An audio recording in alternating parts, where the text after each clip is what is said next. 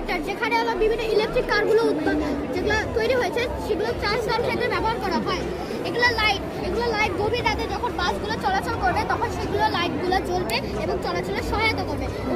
Windmill turbine ঘুরে বিদ্যুৎ উৎপাদন করবে। স্কুলের পাশে আমরা সোলার প্যানেল লাগিয়েছি, যা নবায়নযোগ্য ছাত্রছাত্রীরা নবায়নযোগ্য প্রযুক্তি ব্যবহারের শিক্ষা নিতে পারে।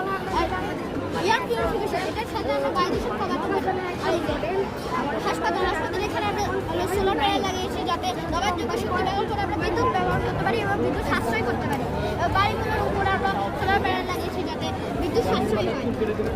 এই যে অফিস আপনি করে হচ্ছে স্টল দেননি, আমরা তো হোস্ট অফিসটা Organizer. মূল উদ্দেশ্যটা হলো অর্গানাইজ আমাদের পুরো প্রজেক্টটা আছে। এই পুরো প্রজেক্টের মূল উদ্দেশ্য হলো যে নবায়নযোগ্য শক্তি ব্যবহার করে একটি আধুনিক পরিবেশ বান্ধব ও